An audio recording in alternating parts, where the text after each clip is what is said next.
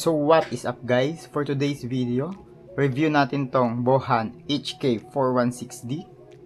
So nagkakalaga siya ng 4,000 hanggang 5,000 or 6,000 ata, no? Depende sa seller na bibilhan nyo. So ito yung aking HK416D, 80% metal at naka MGB, no? Metal gearbox na siya. So check natin. Ito.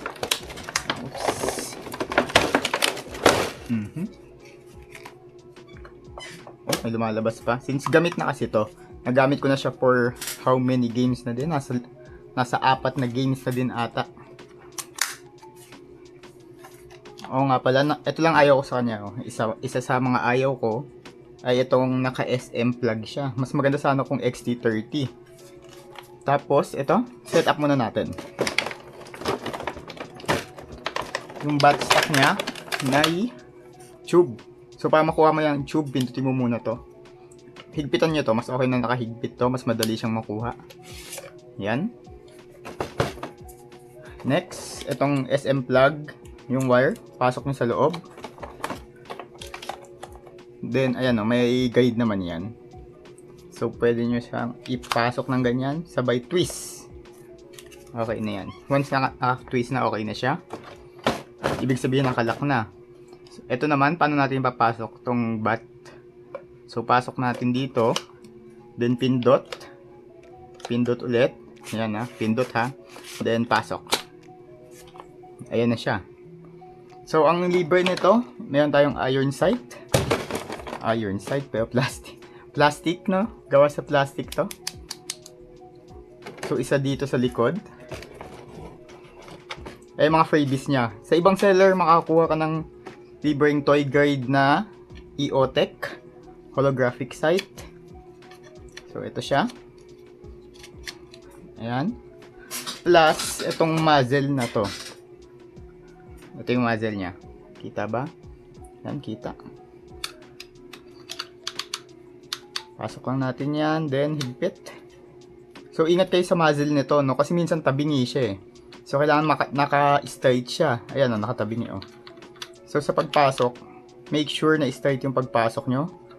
Kung hindi, hindi din straight yung bala na lalabas. Ayan. So ano yung metal parts na to? Metal parts na to, itong magazine. Yes, metal. Ito metal din to. Metal Tiger. Metal ba yun? Hindi ko alam. Tapos ito, nylon ata to or hard plastic. Plastic yung itong mga sight. Plastic din to. Ito. So, paano natin ilalagay yung battery, no? So, nawala ko kasi yung ano nito. Nawala ko yung nakalagay dyan. May nakalagay pa dito na silicone. Hilain nyo lang to. Then, matatanggal siya. Ito, natatanggal na to. Hila lang. Battery, lagay natin dito.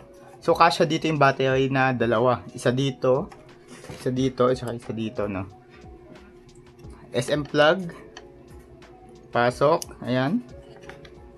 Then, ang ginagawa ko dito, para makapasok siya ng maayos, pinapahabaan ko muna yung bat.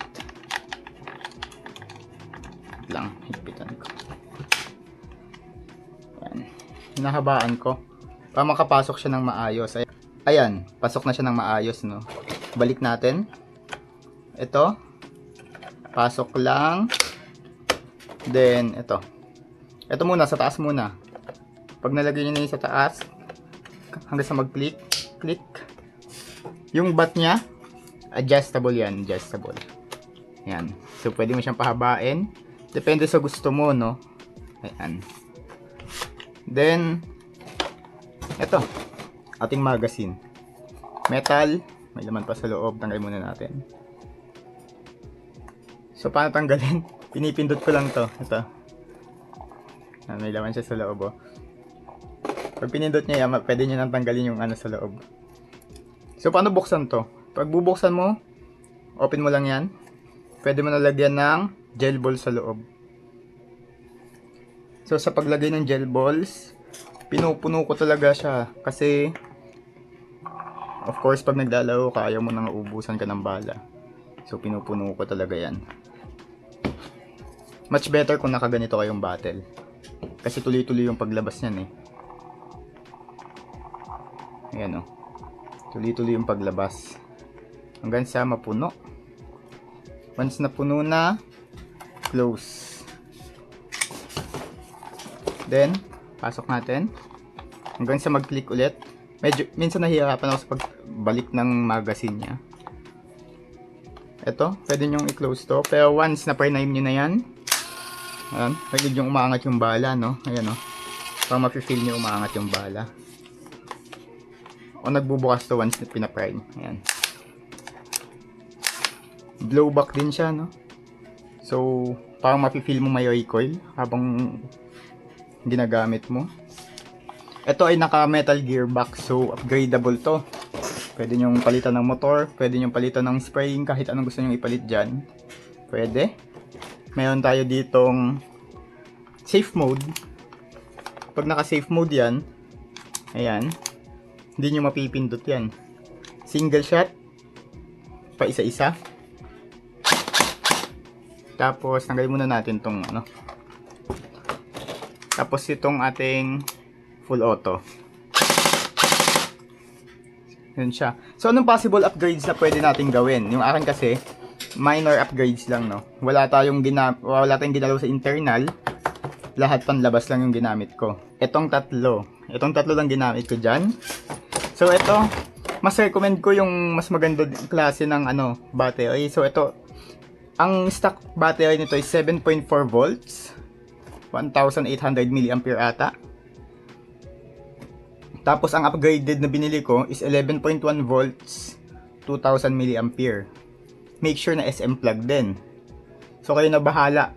Pwede nyong palitan ng XC30 kung marunong kayo maghinang, ganyan. Pangalawa, red dot sight. So, ang ganda itong red dot sight na to, no? Check nyo. Kung makikita. Ayan. Kita ba? So, yan. Pwede siyang maging color green. Pwede nyo i-adjust yung lakas. Ayan. Or pwede siya maging color red. Depende kung ano mas prefer nyo. Kung ano sa tingin nyo yung kitang-kita. Nabibili siya sa Lazada worth 600 plus ata. Then, hop up. Para maging mas accurate yung bala nyo, so pwede nyo gamitan nito. Kaso sa akin tinanggal ko muna kasi hindi ako marunong mag-tono, no? So yung bala ko imbis na paangat o kaya imbis na accurate yung bala, nai-stack. So tinanggal ko muna yan. So test natin to.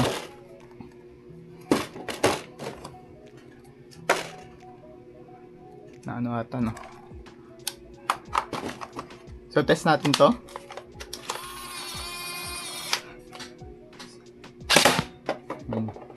Lakas niya, no? Yeah. Single fire.